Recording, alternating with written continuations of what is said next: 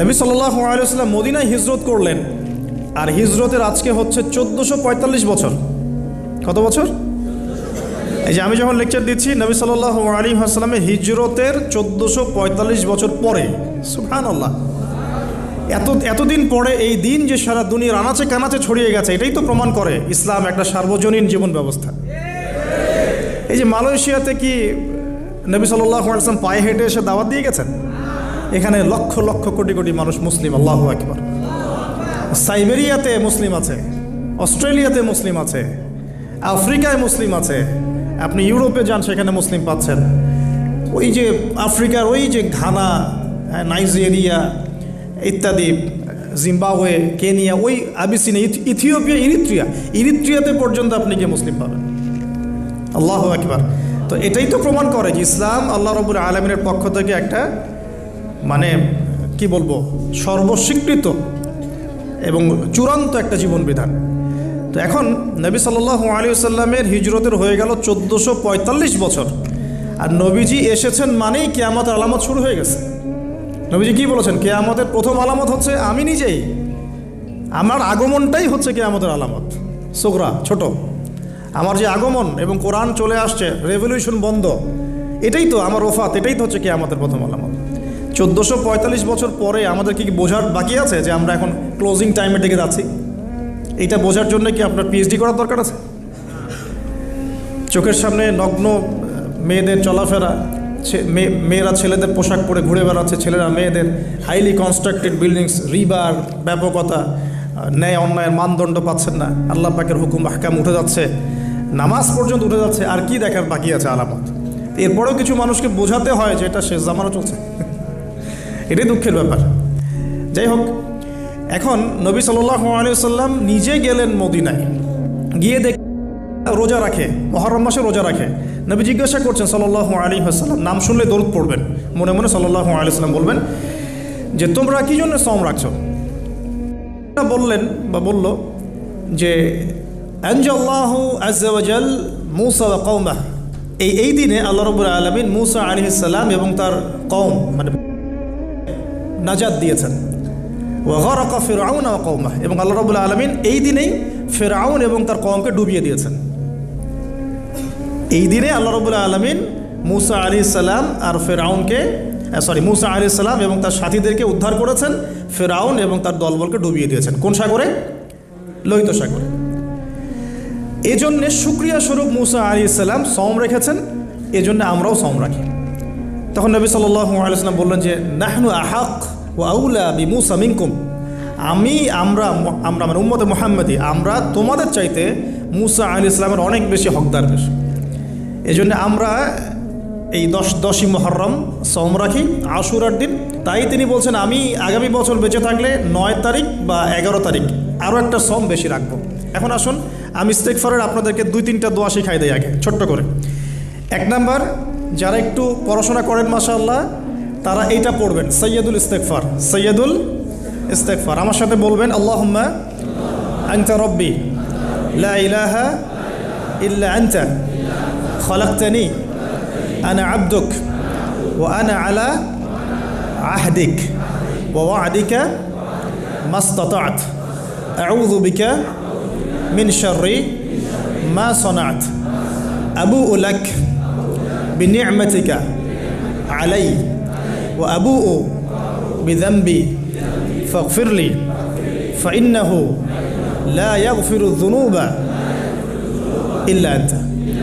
এই যে আমরা গত লেকচারে বলেছিলাম যে আমাদের ইবাদতগুলো অন্তঃসার শূন্য হয়ে যাচ্ছে এই কারণে, বিকজ আমরা অর্থটা বুঝি না। এই যে দোয়াটা আপনি করলেন, নবী সাল্লাল্লাহু আলাইহি ওয়াসাল্লাম বলেছেন যে এই দোয়া পড়ার পরে যদি কেউ সকালে পড়ে রাত্রের আগে মারা যায়, জান্নাতে চলে যাবে ইনশাআল্লাহ। রাতে পড়ে সকালের আগে ইন্তেকাল করলে জান্নাতে চলে যাবে ইনশাআল্লাহ। তো কী পড়লাম? আল্লাহ পাক বলছেন, নবী সাল্লাল্লাহু আলাইহি ওয়াসাল্লাম বলছেন আল্লাহুম্মা, হে আল্লাহ, আনতা রব্বি, আল্লাহ তুমি আমার রব, খলাকতানি, তুমি আমাকে সৃষ্টি করেছো, আনা আবদুক, আমি তোমার বান্দা, আনা আলা আহদিকা, আমি তোমার সাথে যে অঙ্গীকার করেছি এর উপরে আছি, মাস্তাতা, থাকার চেষ্টা করছি, আমি সাধ্যমতো থাকার চেষ্টা করছি, আবু'ু লাকা বিনি'মাতিকা আলাই, আমার উপরে আমার যে উপরে তুমি যে নিয়ামত দিয়েছো আল্লাহ, এগুলো আমি স্বীকার করছি। হে আল্লাহ, তুমি আমার উপর যত নিয়ামত দিয়েছো আমি স্বীকার করছি। ওয়া আবু'ু বিযানবি, আমার যত গুনাহ আল্লাহ সব স্বীকার করছি। এইভাবে যদি বান্দা আল্লাহর কাছে দোয়া করে, আল্লাহ মাফ করবেন না? সুবহানাল্লাহ। ফাগফিরলি, আল্লাহ আপনি আমাকে মাফ করুন। ফাইন্নাহু লা ইয়াগফিরু যুনুবা ইল্লা আনতা, কারণ আপনি ছাড়া যুনুব কেউ ক্ষমা করতে পারেন। ব্যাস এইভাবে বুঝে বুঝে, এটা যদি না পড়েন অ্যাটলিস্ট এতটুকু, আস্তাগফিরুল্লাহাল্লাযী লা ইলাহা ইল্লা হুয়াল হাইয়ুল কাইয়্যুম ওয়া আতুবু ইলাইহি, এইটুকু। আর এটাও যদি না পড়েন, না পড়াটা একটু লজ্জার যদিও বা, তাও যদি না পড়েন তাহলে বলবেন আস্তাগফিরুল্লাহ ওয়া আতুবু ইলাইহি, আস্তাগফিরুল্লাহ ওয়া আতুবু ইলাইহি। আসুন তাহলে আমরা কাজগুলো পেয়ে গেলাম। এখন আসুন আমরা কেন রোজা রাখছি। নবী করিম সাল্লাল্লাহু আলাইহি ওয়াসাল্লাম এখানে উদ্দেশ্যটা বলছেন। এই দিনে কি করা হয়েছে? মুসা আলাইহিস সালাম এবং তার কওমকে নাজাত দেওয়া হয়েছে, ফেরাউন তার কওমকে ডুবিয়ে দেওয়া হয়েছে। এই তো এই রোজার সাথে কিন্তু হুসাইন রাদিয়াল্লাহু আনহুর কারবালার শাহাদাতের কোনো সম্পর্ক নাই। এটা একটা আকীদা পরিষ্কার করে নেবেন। হুসাইন রাদিয়াল্লাহু আনহুর কারবালার ঘটনা হয়েছে নবী সাল্লাল্লাহু আলাইহি ওয়াসাল্লামের ইন্তেকালের 60 বছর পরে। শরীয়ত ক্লোজ হয়ে গেছে না নবী সাল্লাল্লাহু আলাইহি ওয়াসাল্লাম ইন্তেকালের সাথে সাথে, নাকি আরও শরীয়ত আসবে? তো শরীয়তের কোনো নতুন বিধান কি এরপরেও চালু করা যাবে? এই দিনে অনেক ঘটনা ঘটেছে। এই ঘটনাগুলোর সম্পর্কে কিছু দুর্বল বর্ণনা আছে বিধায় আমি বলছি না পাবলিকলি। বলা হচ্ছে এই দিনে নূহ আলাইহিস সালামের কিস্তি, ওই যে কিস্তি প্লাবনে ভেসে ভেসে এই দিনে জুদি পাহাড়ে এসে নোঙর করেছে। এরকম অনেক ঘটনা। এই দিনে মুসা আলাইহিস সালামকে নাজাত দেওয়া হয়েছে, এই দিনে ফেরাউনকে ডুবিয়ে দেওয়া হয়েছে, এরকম অনেক ঘটনা আছে। কিন্তু এই দিনে রোজা রাখার উদ্দেশ্য হচ্ছে এই নাজাতে মুসা। এইটা হুসাইন রাদিয়াল্লাহু আনহুর শাহাদাতের কষ্টে রাখছি না আমরা, ওইটা আমাদের জন্য আরেকটা জায়গা। ওই জায়গাটা নিয়ে আমি পরে কথা বলছি, যে হুসাইন রাদিয়াল্লাহু আনহুর শাহাদাত, ওইটা থেকে শিক্ষাটা আমার কি। এই ঘটনাটা এই 10 মুহররমে ঘটে গেছে, এটা আল্লাহ পাকের তাকদিরে ছিল, এই দিনেই ঘটনাটা ঘটে গেছে। এই ঘটনা ঘটার আগেই নবী সাল্লাল্লাহু আলাইহি ওয়াসাল্লাম রোজা রাখতেন। এমন না যে এই ঘটনা ঘটার পরে সাহাবীরা রোজা রাখা শুরু করেছেন, ব্যাপারটা কি তাই না। মূল জিনিসটা বুঝি, তারপর হুসাইন রাদিয়াল্লাহু আনহুর শাহাদাতের দিকে যাবো ইনশাআল্লাহ। আমরা দোয়া করি আল্লাহ পাক আমাদের সবাইকে হুসাইন রাদিয়াল্লাহু আনহুর মতো সাহস, কারেজ দান করুন, তাদের মতো বীরত্বপূর্ণ ঈমান দান করুন, এবং জুলুমের বিরুদ্ধে তার মতো দাঁড়িয়ে যাওয়ার মানসিকতা দান করুন। আল্লাহ পাক সারা দুনিয়া থেকে ইয়াজিদদেরকে ধ্বংস করুন, এবং রাসূল সাল্লাল্লাহু আলাইহি ওয়াসাল্লামের কলিজার টুকরা নাতি হুসাইন রাদিয়াল্লাহু আনহুকে আল্লাহ পাক জান্নাতের উচ্চ মর্যাদা দান করুন। কোরআন আপনি খুলবেন 44টা জায়গায়, কয়টা জায়গা? 532টা আয়াত আছে। সুবহানাল্লাহ, 44টা জায়গার 532টা আয়াতে আল্লাহ রাব্বুল আলামিন মুসা ফেরাউন, মুসা ফেরাউন, মুসা ফেরাউন আমাদেরকে বলেছে। কোরআন কাদের জন্যে? আচ্ছা, আমাদেরকে এই ঘটনাটা বারবার বলার কি কারণ? আল্লাহ পাক কেন এতবার করে মুসা আলাইহিস সালাম আর ফেরাউনের ঘটনা আমাদেরকে বলছেন? কারণ কি? আমাদের উম্মার সাথে তার কি সম্পর্ক? সম্পর্ক হচ্ছে নবী সাল্লাল্লাহু আলাইহি ওয়াসাল্লামের সোনালী যুগ যেটা, সেটা চলে যাওয়ার পরে এই ফিতনার যুগে সারা বিশ্ব জুড়ে নতুন নতুন ফেরাউনদের উদ্ভব হবে ইনশাআল্লাহ। হয়েছে কি হয় নাই? এবং এটা চিরায়ত পরিণতি। আল্লাহ পাক এই এতবার করে 532 বার এই মানুষদেরকে ফেরাউনের গল্প কেন শোনাচ্ছেন? যাতে ফেরাউনের পরিণতি সম্পর্কে এরা সচেতন হয়, যাতে ওরাও ফেরাউনের পরিণতি সম্পর্কে সচেতন হয়। কে ফেরাউন? তার নাম রেমেসিস II। রেমেসিস, তো ফেরাউন কোনো নাম নয়, এটা একটা রাষ্ট্রীয় পদ, ঠিক আছে? তো তার একটা নাম ছিল, আমি নামটা এই মুহূর্তে স্কিপ করে ফেলছি, সম্ভবত আল্লাহ মাফ করুন, আমি নামটা ভুলে গেছি। তো রেমেসিস II হচ্ছে তার একটা নাম, আরেকটা নাম আছে, আল্লাহ মাফ করুন। তো কি কারণে সে ফেরাউন হলো? কেন তাকে ফেরাউন বলা হচ্ছে? এক দেখুন, ইউযাববিহুনা আবনাআকুম ওয়া ইস্তাহয়ুনা নিসাআকুম। মুসা আলাইহিস সালামের কওমের ছেলেদেরকে মেরে ফেলছে, মেয়েদেরকে জীবিত রাখছে। এখন আশুরার সাথে এগুলোর কি সম্পর্ক? এবার এই বিষয়টা দেখুন, একটু খেয়াল করুন, একটু মনোযোগ দিন। নবী মুসা আলাইহিস সালামকে আল্লাহ রাব্বুল আলামিন জন্ম দিয়েছেন কোন বছর জানেন? যেই বছর ওই সন্তান জন্মটা স্থগিত ছিল, মানে 1 বছর তারা সন্তান, জ্যোতিষীরা বলেছিল একজন আসবে তোমার সিংহাসন কেড়ে নিবে। মুসা আলাইহিস সালামের নাম উল্লেখ করা হয় নাই। ফেরাউন খুব সতর্ক, এরপর থেকে যে বাচ্চাই জন্ম নেয় হত্যা করা হয়। সুবহানাল্লাহ। তো মুসা আলাইহিস সালামকে আল্লাহ পাক জন্ম দিয়েছেন পরের বছর, মানে যে বছর করা চলছে তার পরের বছর মুসা আলাইহিস সালাম জন্ম নিয়েছেন। এবার তার মা তো ভীত সন্ত্রস্ত, কি করবেন, কিভাবে হবে। ফেরাউন জানতে পারলে তো মেরে ফেলা হবে। এখন আল্লাহ পাক তাকে ওহী করলেন। এই ওহীটা নবুয়ত না, কিন্তু মনের মধ্যে ইলহাম। এটা কি বলি? ইলহাম। যে তুমি তোমার সন্তানকে ভাসিয়ে দাও। কোথায় ভাসাবে? কোনো মা পারবে? বলেন তো, মারা কেটে পারবে? ও মুসা আলাইহিস সালামের মায়ের কলবটা কেঁদে উঠলো। আল্লাহ পাক বলছেন, আমি যদি তার কলবকে দৃঢ় না রাখতাম সেই কাজ করতে পারতো না। সুবহানাল্লাহ। তার অন্তরকে দৃঢ় কে রাখে? আল্লাহ। আমরা সে আল্লাহর কাছে অন্তরের কলবের দৃঢ়তা কামনা করি। আমি এই জায়গা থেকে একটু মনোযোগ দিয়ে বুঝতে হবে, আস্তে আস্তে শেষ করে দিব। এবার আল্লাহ রাব্বুল আলামিনের শান এবং তার পরিকল্পনা দেখুন। আল্লাহ পাক মুসা আলাইহিস সালামের চেহারার মধ্যে মোহাব্বত, ভালোবাসা দিয়ে দিয়েছেন। মানে সুবহানাল্লাহ। অনেক মানুষ আছে না, বাচ্চা দেখলে মহব্বত জায়গে ভালো লাগে, খুব আদর করতে ইচ্ছা করে। ফেরাউনের ঘরে সন্তান নাই, তার স্ত্রী পানির ঘাটে, বাচ্চা চলে আসলো। বাচ্চা দেখে সে বলছে, মাশাআল্লাহ, এত চমৎকার একটা সন্তান, ফুটফুটে বাচ্চা। ফেরাউনের কাছে নিয়ে গিয়ে বলছে, একে রেখে দেই, লা তাকতুলু, তাকে হত্যা করো না, আসা ইয়ানফাআনা আও নাত্তাখিযাহু ওয়ালাদা, তাকে আমরা রেখে দিই, হয়তো সে উপকারে আসবে, অথবা কোনো আমরা তাকে সন্তান হিসেবে গ্রহণ করতে পারি। তো ফেরাউন কিন্তু খুব সতর্ক ছিল। তারপরেও আল্লাহ পাক তারই ঘরে মুসা আলাইহিস সালামকে বড় করলেন। সুবহানাল্লাহ। আর মুসা আলাইহিস সালাম ফেরাউনের স্ত্রী দুধও পান করছে না। তখন মুসা আলাইহিস সালাম একজন বোন আছে, সে গিয়ে তাদেরকে খবর দিল যে, আমরা কি তোমাদেরকে হাল আদুল্লুকুম আলা মান ইয়াকফুলু, এমন একজনের কথা বলবো যে মুসাকে দুধ পান করাবে, এই বাচ্চাকে দুধ পান করাবে। আল্লাহ পাকের কি কৌশল! আল্লাহ পাক ওই মায়ের কোলেই আবার মুসা আলাইহিস সালামকে ফিরিয়ে দিলেন। এদিকে মায়ের দুধ খাচ্ছে, ফেরাউনের ঘরে বড় হচ্ছে, আবার ফেরাউন একটা বড় অঙ্কের হাদিয়া তার মাকে দিচ্ছে দুধ পান করানোর জন্য। সুবহানাল্লাহ। আল্লাহ পাকের পরিকল্পনা দেখেন। আমি আসলে বুঝাতে পারছি না ভাই, আমার ল্যাঙ্গুয়েজের প্রবলেমের কারণে মাফ করবেন। অনেক তথ্য মাথায় থাকলে কথা বলাও টাফ হয়ে যায়। তো সুবহানাল্লাহ, আল্লাহ পাকের পরিকল্পনা দেখুন। যে নবী মুহাম্মদ সাল্লাল্লাহু আলাইহি ওয়াসাল্লামকে মক্কা থেকে তাড়িয়ে দিচ্ছে মানুষ, আল্লাহ রাব্বুল আলামিন সেই মক্কা নবীর পায়ের সামনে এনে দিলেন। সুবহানাল্লাহ। মাত্র 8 বছরের ব্যবধানে। যে বদর যুদ্ধে মুসলিমদেরকে একদম নিঃশেষ করে দেওয়ার প্ল্যান করা হয়েছে, ওই বদরেই আল্লাহ রাব্বুল আলামিন আবু জেহেলের মৃত্যু লিখে রাখলেন। যে ইউসুফকে কুয়ায় ফেলে দিল তার ভাইরা, সেই ইউসুফকে আল্লাহ পাক সেখান থেকে রাজপ্রাসাদ, সেখান থেকে কারাগার, সেখান থেকে আবার নিয়ে আসলেন মিশরের পলিটিক্যাল পাওয়ার। আল্লাহর পরিকল্পনা। যে ইয়াসরিব একসময় ইহুদিদের দাপটের জায়গা ছিল, ওই ইয়াসরিব মুসলিমদের পরতলগত করলেন আল্লাহ পাক হিজরত করিয়ে। বাদশাহ নাজাশি আবিসিনিয়ায়, আমি তো মালয়েশিয়াকে একটা আবিসিনিয়া মনে করি, এখানে মাশাআল্লাহ এরকম পরিবেশ আছে, শান্তিপূর্ণ ইসলামী পরিবেশ। বাদশাহ নাজাশির এরকম পরিবেশ ছিল। বাদশাহ নাজাশি কিন্তু মুসলিম ছিল না, সে খ্রিস্টান ছিল। তারপরেও নবীজি বলতেন, বাদশাহ নাজাশির রাজ্যে কেউ জুলুমের শিকার হয় না। সুবহানাল্লাহ। যদিও সে মুসলিম ছিল না, ওখানে ইসলাম নিয়ে গেলেন আল্লাহ পাক। ওখান থেকে পুরো আফ্রিকায় ইসলাম ছড়িয়ে পড়লো। সুবহানাল্লাহ। এক খালেদ বিন ওয়ালিদ রাদিয়াল্লাহু আনহু, যার হাতে উহুদ যুদ্ধে বহু মুসলিমের প্রাণ গিয়েছে না, সেই মানুষকে আল্লাহ রাব্বুল আলামিন হেদায়েত দিয়ে 100টা যুদ্ধ করিয়েছেন। সুবহানাল্লাহ। আল্লাহ পাকের পরিকল্পনা আমরা বুঝতে পারবো না। আল্লাহ পাকের পরিকল্পনা আমরা বুঝতে পারবো না। ওমা কারু ওমা কারুল্লাহ, তারা কৌশল করে, আল্লাহ পাকও পরিকল্পনা করে। তো আল্লাহ পাকের কি পরিকল্পনা!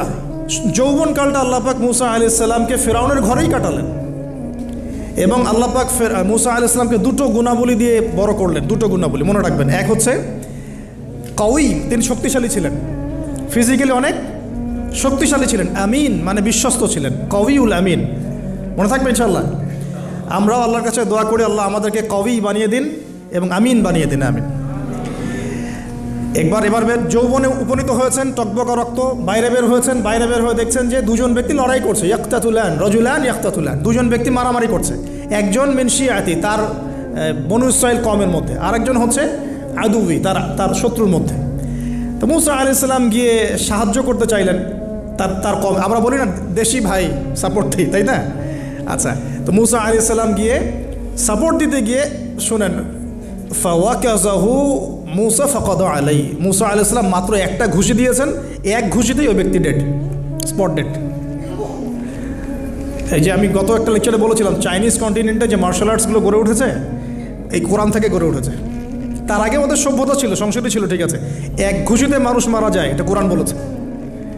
এক ঘুষিতে মানুষ মারা যায়, এটা কোরআন বলেছে। ওরা এখন রিসার্চ করে বের করে যে 6টা-7টা স্পট আছে মানুষের দেহে, এক ঘুষিতে মানুষ মারা যেতে পারে।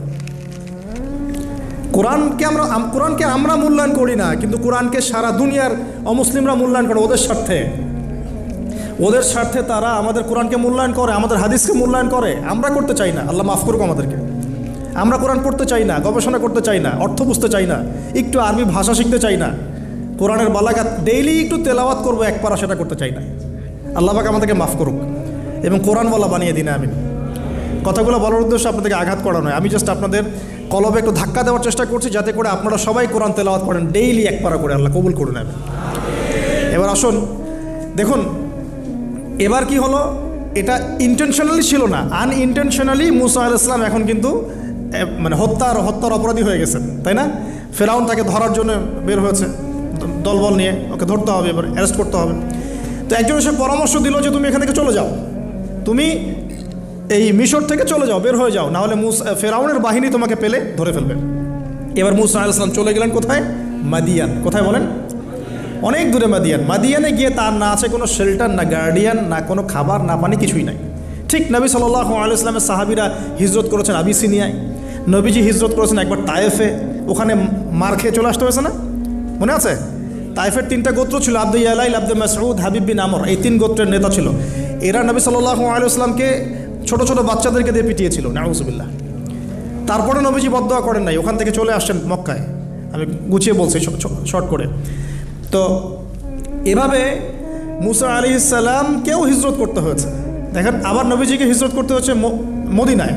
তার মানে হিজরা বিষয়টা ইসলামের সাথে সম্পৃক্ত। পরিবেশ পরিস্থিতি অনুকূলে না থাকলে, যেখানে ভালো পরিবেশ সেখানে গিয়ে মানুষ থাকতে হবে। আলহামদুলিল্লাহ, এখানে ভালো পরিবেশ আছে, আপনারা ভালো পরিবেশ পেয়েছেন।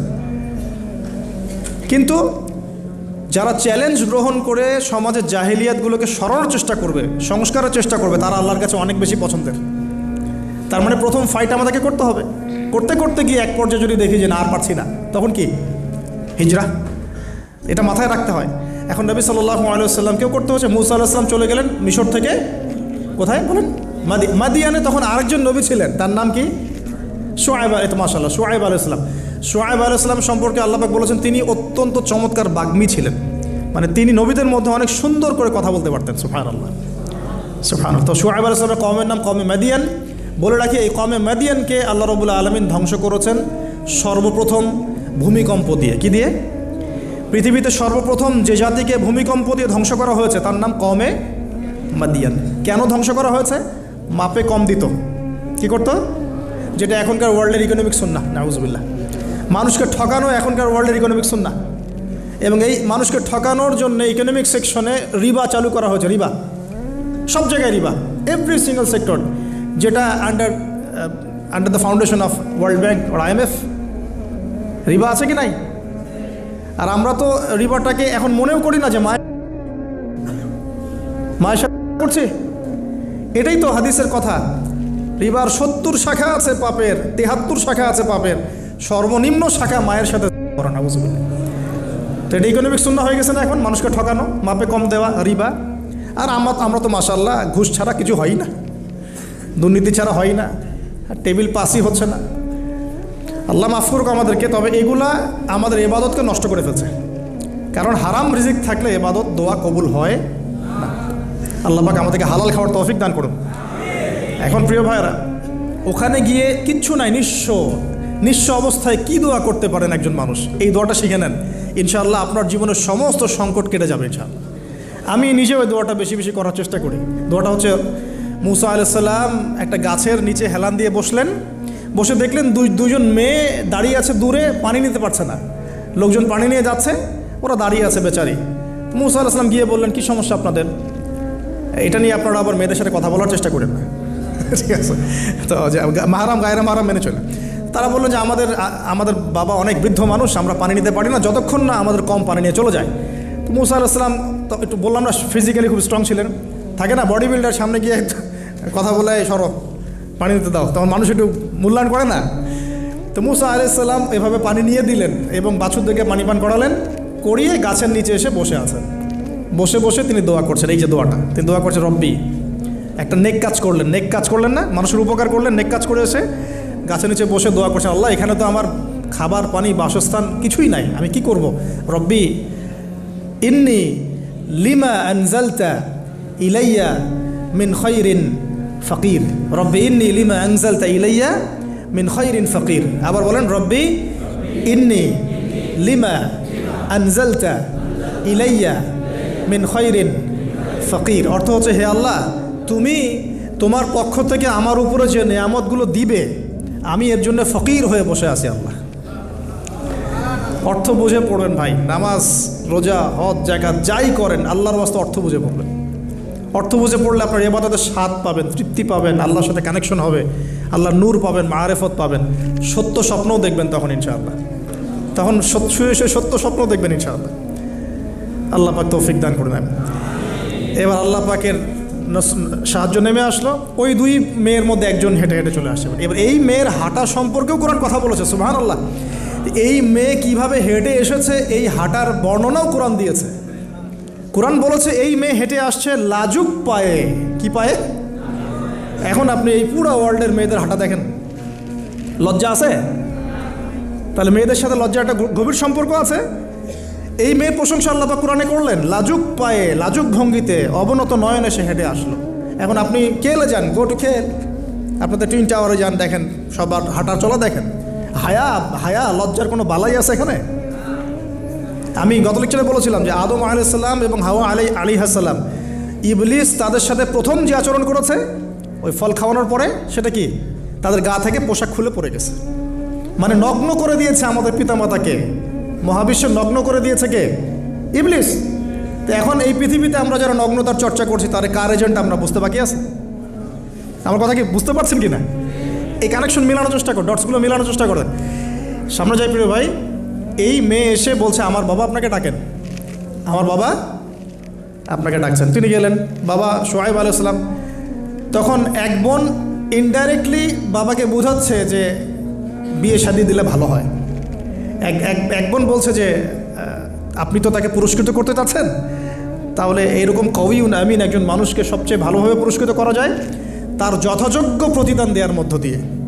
তো মেয়ের ইশারা বাবা বুঝেছেন, তিনি নিজের এক মেয়ের সাথে মুসা আলাইহিস সালাম বিয়ে দিলেন, সুবহানাল্লাহ। তবে শর্ত দিলেন, দেন মোহর কি? মোহর তো নাই। মোহর কি এবার? মোহর হচ্ছে 8 বছর তোমাকে আমার ফার্মে কাজ করতে হবে। এটা আগেকার একটা স্টাইল ছিল, সুন্নাহ। এটা এখন নাই, যদিও আগে এরকম ছিল যে দেনমোহর দেওয়ার জন্য এই একটা পদ্ধতি ছিল। যেমন ইয়াকুব আলাইহিস সালামের ক্ষেত্রেও এরকম 7 বছরের কথা আসছে, তিনি 7 বছর তার শ্বশুরের ফার্মে কাজ করেছেন। এটা নতুন ছিল না ওই সময়, এটা কমন ছিল। এখন যেমন আমাদের দেশে কমন 10 লাখ টাকা মোহর হবে, 10,000 টাকা দিব, বাকিটা সব বাকি, তাই না? তো এরকম আর কি কমন কিছু বিষয় থাকে আর কি। আস্তাগফিরুল্লাহ, মাফ করো। বলবে বাসরাতে, বলবে আমাকে মাফ করে দাও। শুরুতেই নিজের গায়রথহীনতার পরিচয় দিল। আবার এদিকে শ্বশুরের কাছে মাশাল্লাহ মোটা অঙ্কের ডোনেশন নিতে চাচ্ছে, যৌতুক। বিয়ে আমাদের ওখানে মাশাল্লাহ মানে কেনা বেচা, মেয়ে বিক্রি করতেছে আর ছেলে কিনতেছে। এবার 8 বছর পূর্ণ করা হলো, তিনি আরও 2 বছর 10 বছর পূর্ণ করলেন। এই 10 বছরে মুসা আলাইহিস সালাম নববী পরিবেশ পেলেন, অভিভাবক পেলেন, স্ত্রী পেলেন, প্রেমময়ী সন্তান ইত্যাদি সব কিছু। এবার আল্লাহ রাব্বুল আলামিন তাকে মিশরের দিকে যাওয়ার যে সময়টা এখন হয়ে গেছে, 10 বছর হয়েছে, মিশরের দিকে যেতে হবে। যাওয়ার পথে স্ত্রীর প্রসব বেদনা উঠেছে। তখন মুসা আলাইহিস সালাম আগুন খুঁজছেন। আগুন কি খুঁজছেন ভাই? আগুন খুঁজতে তুর পাহাড়ের ওখানে গিয়ে দেখছেন যে আগুন গাছে জ্বলছে, সবুজ পাতার উপরে আগুন। তিনি অবাক। এই সময় আওয়াজ আসলো, বিসমিল্লাহির রহমানির রহিম, ইন্নী আনা রব্বুক ফাখলা'না আলাইক ইন্নাকা বিল ওয়াদিল মুকদ্দাস তুয়া। মুসা, ইন্নানি আনা আল্লাহ লা ইলাহা ইল্লা আনা ফা'বুদনি ওয়া আকিমিস সালাতা লিযিকরি। মানে এখানে অনেকগুলো কথা আছে, সূরা তাহার মধ্যে আছে। আওয়াজ চতুর্দিক থেকে ভেসে আসলো। মহান আল্লাহ রব্বুল আলামিন তার শান অনুযায়ী, তার ইজ্জত অনুযায়ী তিনি যেভাবে কথা বলেন সেভাবে মুসা আলাইহিস সালামের সাথে কথা বললেন। আল্লাহু আকবার। বললেন, ইয়া মুসা, হে মুসা, ইন্নানি আনা আল্লাহ, নিশ্চয়ই আমি আল্লাহ, লা ইলাহা ইল্লা আনা, আমি ছাড়া কোনো ইলাহ নাই, ফা'বুদনি, তুমি আমার ইবাদত করো, ওয়া আকিমিস সালাতা লিযিকরি, আমার ইবাদতের জন্য সালাত কায়েম করো, আমার জিকিরের জন্য সালাত কায়েম করো, আমার স্মরণের জন্য সালাত কায়েম করো। ফাখলা'না আলাইক, তোমার জুতা খুলে ফেলো, ইন্নাকা বিল ওয়াদিল মুকদ্দাস তুয়া, তুমি তুয়া উপত্যকায় আছো, পবিত্র তুয়া উপত্যকায় আছো। আদব শেখানো হলো। এভাবে অনেক কথোপকথন হলো। নবী মুসা আলাইহিস সালাম ভয় পেয়ে গেলেন। এবং আল্লাহ পাক আরও কথা বললেন, ওয়ামা তিলকা বিয়ামিনিকা ইয়া মূসা, তোমার ডান হাতে এটা কি? মূসা আলাইহিস সালাম বলছেন, ক্বালা হিয়া আসায়া আতাওয়াক্কাউ আলাইহা ওয়া আহুশু বিহা আলা গনামি ওয়া লিয়া ফিহা মাআরিব উখরা, এটা তো আমার লাঠি, এটা দিয়ে আমি ডালপালা পারি, আমার ওই যে গবাদি পশু চড়াই। আল্লাহ পাক বলছেন যে এটা ছুঁড়ে মারো, আলকিহা ইয়া মূসা, এটা ছুঁড়ে মারো। ফালকাহা, তিনি ছুঁড়ে মারলেন, ফাইদা হিয়া হাইয়াতুন তাসা, এবং এটা ছোটাছুটি শুরু করলো, বড় একটা সাপ হয়ে গেল। সুবহানাল্লাহ। এগুলো কোনো গাল গল্প নয়, এগুলো আল্লাহ রাব্বুল আলামিনের মুআজিজা, মুআজিজাতুল কুবরা, এটা বড় মুআজিজা। তিনি পিছনের দিকে দৌড়ানো শুরু করলেন সাপ দেখে, খাইফা ইয়াতারাক্কাব, মানে ভয়ে দৌড়ানো শুরু করলেন। আল্লাহ পাক বলছেন, লা ইয়াখাফু লাদাইনাল মুরসালিন, আমার কাছে রসুলগণ ভয় পায় না, তুমি ভয় পেও না, তুমি ওটাকে ধরো পিছন থেকে, সেটা আবার লাঠি হয়ে যাবে। পিছন থেকে হাত দেওয়া হলো, লাঠি হয়ে গেল। সুবহানাল্লাহ। এবার বলছে যে তুমি তোমার বগলের নিচে হাত ঢুকাও। মূসা আলাইহিস সালাম বগলে হাত ঢুকালেন, বের করলেন, হাত থেকে টর্চ লাইটের মতো আলো বের হওয়া শুরু হলো। এটা দ্বিতীয় নিদর্শন। কেন দেওয়া হলো নিদর্শন? এবার আল্লাহ পাক তার দায়িত্বটাকে বলছেন, তোমাকে নিদর্শনগুলো কেন দিলাম, তোমাকে মনোনীত কেন করলাম, কেন তোমাকে মনোনীত করলাম মূসা, তোমার কাজটা কি? তোমার কাজ এখন এইটা, ইযহাব ইলা ফিরআউনা ইন্নাহু তাগা, তুমি ফিরআউনের কাছে যাও। ফিরআউন সীমা লঙ্ঘন করেছে, মনে আছে ফিরআউনের কথা? সীমা লঙ্ঘন করেছে। তখন মূসা আলাইহিস সালাম তার অপারগতা প্রকাশ করছেন এভাবে, তিনি বলছেন, আল্লাহ আমার তো জিহ্বা জড়তা আছে, আর আমি তো ওখানে এক ব্যক্তি, আমার খুনের অভিযোগ আমার কাঁধে, আমি এখন কিভাবে কি করব আল্লাহ? তখন আল্লাহ রাব্বুল আলামিন বলছেন, এই দোয়াটা করো। কোন দোয়া? মূসা আলাইহিস সালাম করলেন, রব্বি ইশরাহ লি সদরি, হে আল্লাহ আমার বক্ষ প্রশস্ত করো, ওয়াসসির লি আমরি, আমার কাজকে সহজ করে দাও, ওয়াহলিল উকদাতাম মিন লিসানি, আমার জিহ্বার সমস্ত জড়তা দূর করে দাও, ইয়াফকাহু কওলি, যাতে মানুষ আমার কথা বুঝতে পারে। আর আমার সাথে আমার পরিবারের মধ্য থেকে ওয়াজআলনি ওয়াজিরম মিন আহলি, আমার পরিবারের মধ্যে একজন ওজির আমাকে দাও, সাথী। হারুন আখি, আমার ভাই হারুনকে দান কর। সুবহানাল্লাহ। তা হারুন আলাইহিস সালামকে নবুয়ত দেওয়া হলো, দুজনকে আল্লাহ পাক এখন বলছেন, ইযহাবা ইলা ফিরআউন, তোমরা দুজন এখন ফিরআউনের কাছে যাও। ফাইন্নাহু তাগা ফাকুলা লাহু কাওলাল লাইয়িনা, তবে তাকে গিয়ে কর্কশ ভাষায় কথা বলবে না, নরম স্বরে কথা বল। দায়ীদের এখানে সুন্নাহ, দায়ীদের জন্য শিক্ষা আছে, দায়ী আলেম যারা মুবাল্লিগ তাদের শিক্ষা আছে। ফিরআউনের সামনে গিয়ে দাওয়াত দিলেও কীভাবে দিতে হবে? ফাকুলা লাহু কাওলাল লাইয়িনা, নম্রভাবে কথা বলো। লাআল্লাহু, কেন নম্রতার সাথে? লাআল্লাহু ইয়াতাযাক্কারু আও ইয়াখশা, হয়তোবা নম্রতা প্রদর্শন করলে সে উপদেশ গ্রহণ করতে পারে, অথবা সে আল্লাহকে ভয় করতেও পারে। আল্লাহ পাক তো আগে থেকে জানেন সে ঈমান আনবে না, তারপরেও আমাদের আদব শিখাচ্ছেন আল্লাহ পাক এখানে। তারা দুজন চলে গেলেন, দাওয়াত দিলেন।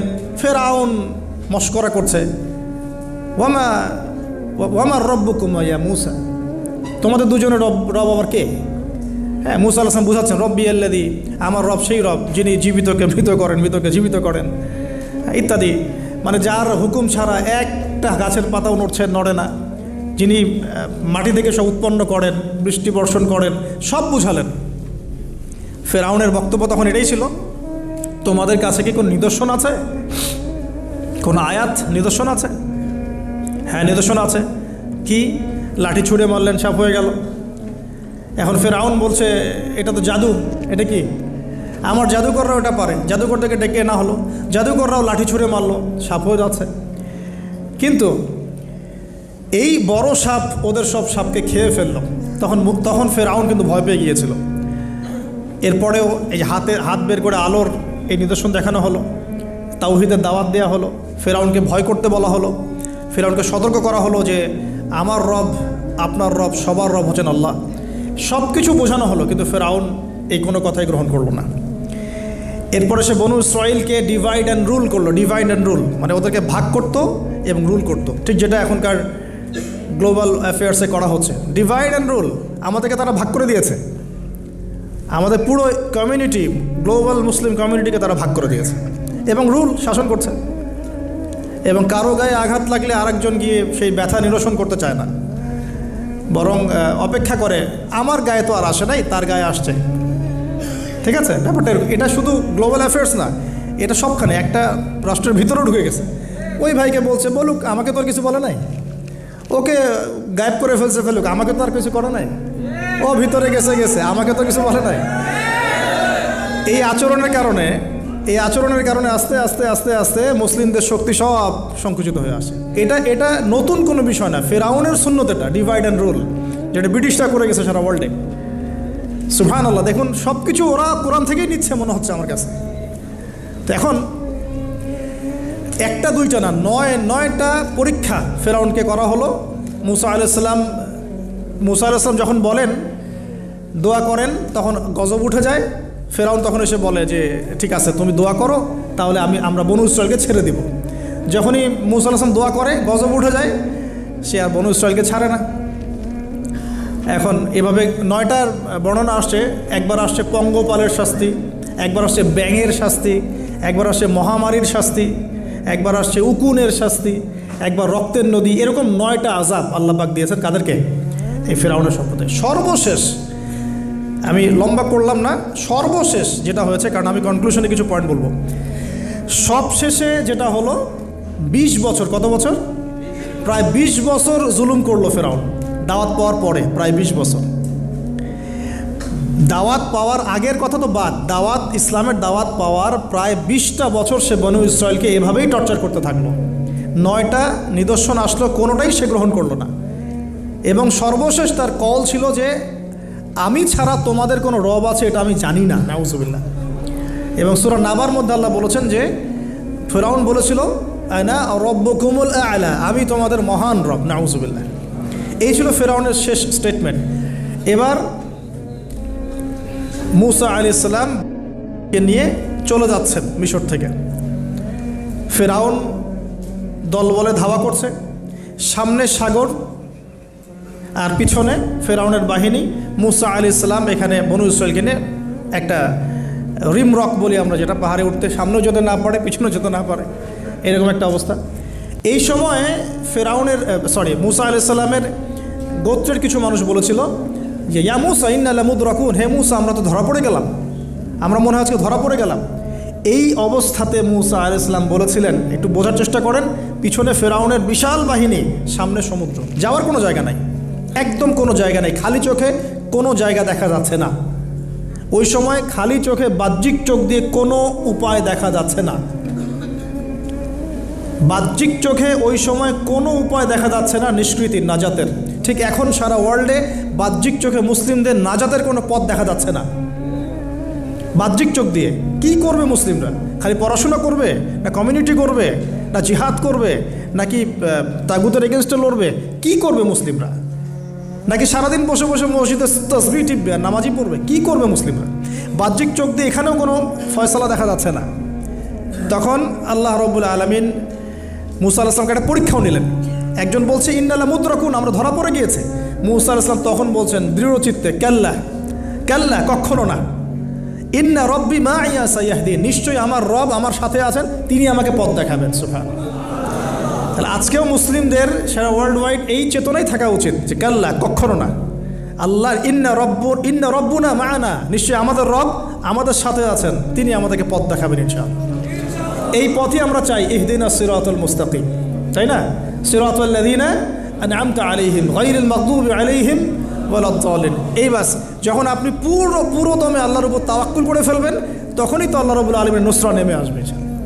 বদরের মাঠে নবী সাল্লাল্লাহু আলাইহি ওয়াসাল্লাম হাত তুলে দোয়া করছে, আল্লাহ এই 313 জন মুসলিম যদি আজকে শেষ হয়ে যায়, ইসলামের নাম নেওয়ার কেউ থাকবে না। দোয়া করতে করতে চাদরটা পর্যন্ত পড়ে গেল। আবু বকর সিদ্দিক দৌড়ে এসে চাদর উঠাই দিলেন, দিয়ে কান্না জড়িত কণ্ঠে বলছেন, হাসবুকা ইয়া রাসূলুল্লাহ, যথেষ্ট হয়েছে আল্লাহ রাসূল, যথেষ্ট হয়েছে, আর দোয়া করার দরকার নেই, ইনশাআল্লাহ আল্লাহ সাহায্য নেমে আসবে। আল্লাহ পাকের সাহায্য নেমে আসলো, হাজার হাজার ফেরেশতা আল্লাহ নামিয়ে দিলেন বদরের মাঠে। আপনি দেখুন যে সুবহানাল্লাহ, নবী সাল্লাল্লাহু আলাইহি ওয়াসাল্লাম হিজরত করছেন আবু বকর সিদ্দিককে সাথে নিয়ে, মনে আছে গারে সাওরের ঘটনা, সবাই ঘিরে ফেলেছে, এমনকি নিচ থেকে উপরে ওদের পা দেখা যাচ্ছে। আবু বকর সিদ্দিক বলছেন যে ইন্না মুদরাকুন, আমরা ধরা পড়ে গেলাম ইয়া রাসূলুল্লাহ। একই কথা, কিন্তু নবী সাল্লাল্লাহু আলাইহি ওয়াসাল্লাম সেই একই কথাই বলছিলেন, লা তাহজান, তুমি দুশ্চিন্তা করো না, ইন্নাল্লাহা মা'ানা, আল্লাহ আমাদের সাথে আছেন, ইনশাআল্লাহ আল্লাহ আমাদের সাথে আছেন। তবে কাদের সাথে আল্লাহ থাকবেন? যারা নামাজ পড়ে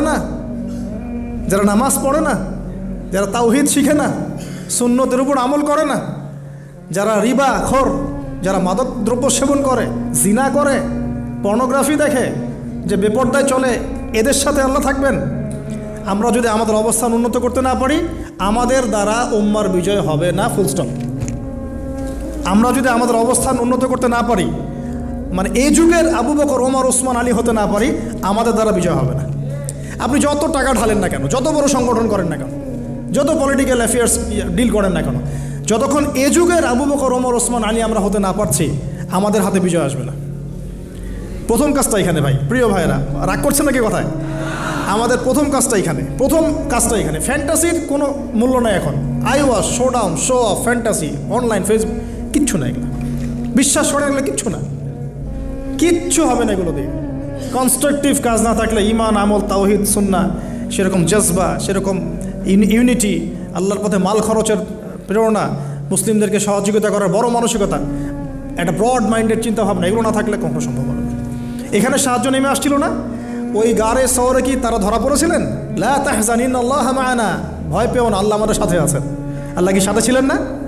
ঠিক একই কথা মুসা আলাইহিস সালাম বলছেন, কেল্লা, কখনো না, ইন্না রব্বি মা'ইয়া সাইয়াহদিন, আমার রব আমার সাথে আছেন, আমার সাথে আছেন, তিনি আমাকে পথ দেখাবেন ইনশাআল্লাহ। বলার সাথে সাথে মনে আছে ওই যে নমরুদ যখন ইব্রাহিমকে ফেলে দিচ্ছে আগুনে, জিবরিল আমিন এসে বলছেন, হাজাতুকা ইনদি, আপনার কোনো প্রয়োজন আছে আমার কাছে? ইব্রাহিম আলাইহিস সালাম আগুনে পড়তে পড়তে বলছেন, হাসবি আল্লাহ ওয়া নি'মাল ওয়াকিল, আল্লাহ আমার জন্য যথেষ্ট, তিনিই আমার উত্তম অভিভাবক, দরকার নেই।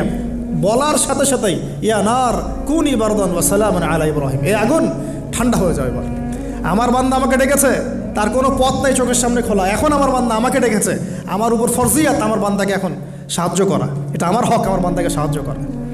ওয়া কানা হাক্কান আলাইনা নুনজিল মুমিনিন, আমার হক হচ্ছে, আল্লাহ বলছেন আমার হক মুমিন বান্দাদেরকে নাজাত দেওয়াটা আমার হক। সুবহানাল্লাহ। তাহলে ওই যে সাহায্য এসেছে ওই নমরুদের ওখানে আগুন পরীক্ষায়, একই সাহায্য আসছে গারের শহরে, বদরের মাঠে, উহুদে, খায়বারে, খন্দকে, এই সাহায্য নেমে আসতো মুসা আলাইহিস সালামের কাছে। কি সাহায্য? লাঠি ছুঁড়ে মারো, 12টা, একটা দুইটা 12টা রাস্তা হয়েছে, সাগর ভাগ হয়েছে। এটা কি আসলেই পসিবল? এখনকার সায়েন্সকে এটাকে পেনিট্রেট করতে পারবে? আমরা তো সায়েন্সকে ইলাহ বানিয়ে নিয়েছি। ও যখন কিছু বলে হ্যাঁ, আমরা বলি হ্যাঁ, ও বলে না, আমরা বলি না। বিশ্বাস করেন? ও যখন সায়েন্স যখন কোনো কিছুকে বলে হ্যাঁ এটা ঠিক, আমরা বলি ঠিক ঠিক ঠিক। যখন সায়েন্স বলে এটা বেঠিক, আমরা বলি না বেঠিক বেঠিক। আমরা কোরআন হাদিসকে সায়েন্স দিয়ে মূল্যায়ন করছি। সুবহানাল্লাহ। এখন নামাজ পড়তে গেলে মানুষ সায়েন্টিফিক ব্যাখ্যা খোঁজে, রোজা রাখা সায়েন্টিফিক ব্যাখ্যা খোঁজে। ব্যাখ্যা থাকতে পারে, আমার জানার দরকার নাই তো। আমাকে আল্লাহ হুকুম করেছেন, এটাই আমার কাজ। ব্যাখ্যা থাক না থাক সেটা আমার জানার দরকারও নাই। হ্যাঁ থাকতে পারে, নাও থাকতে পারে, সব আমার বুঝে আসবে না, কিছু আসবে কিছু আসবে না। আমরা কোনো ক্ষেত্রে এটাকে টেকনোলজিকে আমাদের ইলাহ বানিয়ে নিচ্ছি। আপনি বিশ্বাস করেন, আমি আল্লাহর কসম করে বলছি, আজকে যদি নাসা বলে যে পৃথিবী থেকে লক্ষ কোটি আলোকবর্ষ দূরে একটা গ্রহের সন্ধান পাওয়া গেছে, ওখানে হুরপড়ি আছে, সোনা দানা আছে, মাটি হচ্ছে মিশকের আম্বরের, এই সেই, মানুষ বিশ্বাস করবে হ্যাঁ এরকম কোনো গ্রহ থাকতে পারে? বিশ্বাস করবে কি না? অনেস্টলি বলেন। আল্লাহ পাক কোরআনে 1400 বছর আগে বলেছেন, তার আগের ধর্মগ্রন্থেও বলেছেন জান্নাত আল্লাহ সৃষ্টি করেছেন। মানুষ বিশ্বাস করে না। নাস্তিকরা বলে, টিটকারি মারে নাস্তিকরা, মৌলবাদীরা, মোল্লারা কি বলে, এই যুগে এগুলো বিশ্বাস করে মানুষ? নাউজুবিল্লাহ।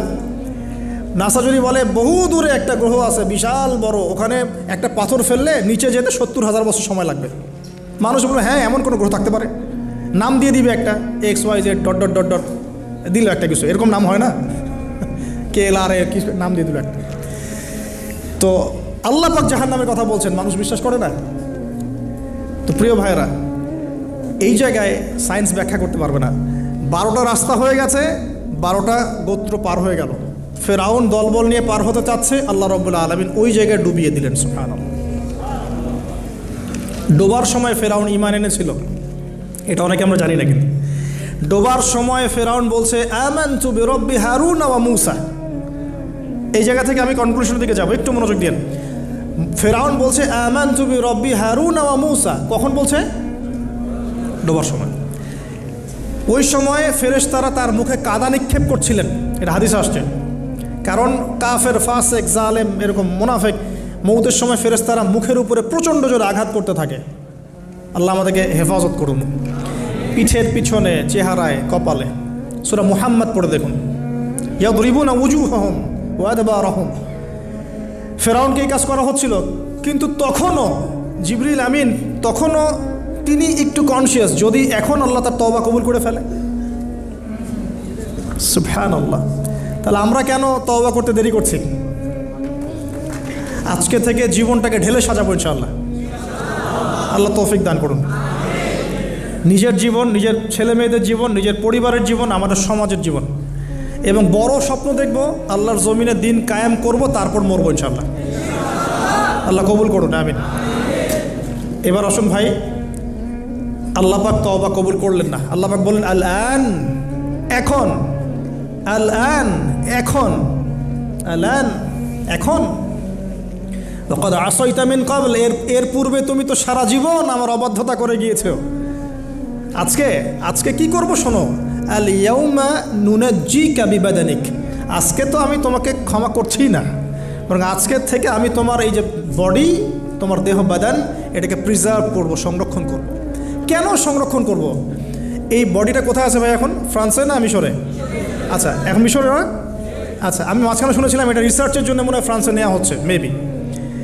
আমি ভাবছিলাম, পারিবারিক মিটিংয়ে বলছিলাম যে এই সভ্যতাটা একদিন ধ্বংস হয়ে যাবে, দেখে নিন।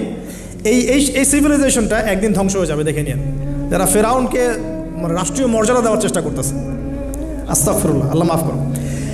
কেন তোমার দেহটাকে আমি সংরক্ষণ করলাম? আল ইয়াউমা নুনাজ্জিকা বিবাদানিকা, তোমার দেহটাকে আজকে আমি প্রিজার্ভ করে রাখবো। কেন?